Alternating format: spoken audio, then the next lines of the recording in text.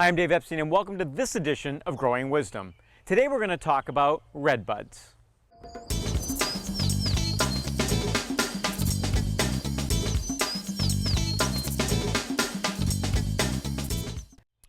So there's another group of plants out there called cercis or redbuds, and they're a great plant to add in the garden. There's a native form of cercis. It ends up as an understory plant. In other words, it likes to grow under the canopy of larger plants.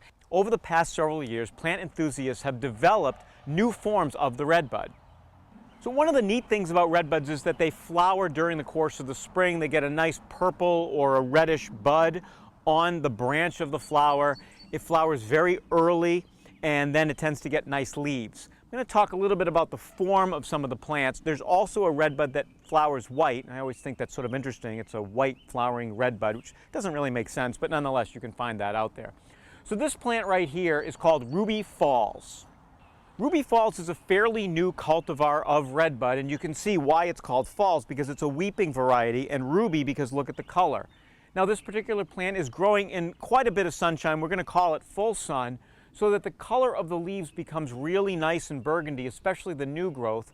It may fade a little bit with the older growth, having more of a greenish tinge to it, especially where it doesn't get as much sun. But where the sun is hitting it, it's going to keep this great color all season long, and that's what makes this so wonderful. The other great aspect of this particular plant is that it stays fairly small. So the native form gets rather wide and unwieldy. I'll show you one of those in a second, but this will stay more manageable and is nice for a smaller landscape. So the plant I just showed you, remember Ruby Falls? This is a cousin of that. It's the predecessor to it. It's another redbud, but this one's green and it weeps. This will give you an idea about what one of those plants will look like in maturity. You can see how tall it is. So remember, I'm under about 5'8" on a good day. So we're talking about 6'5", 7 feet, something like that. You can see it's getting wider, so you might have to move some plants around one of these, but it's not going to be like the native form where it's got a spread of up to 8, 12 feet.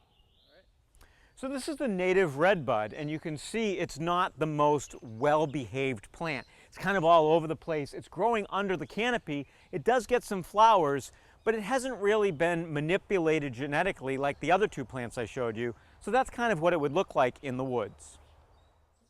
So this is Little Woody, and you can see the contrast between this and the native form. Look how small and tight it is, and that's how it's going to stay. So if you have a small garden and you want to put in one of these redbuds, look for this. The final redbud I want to show you is Forest Pansy.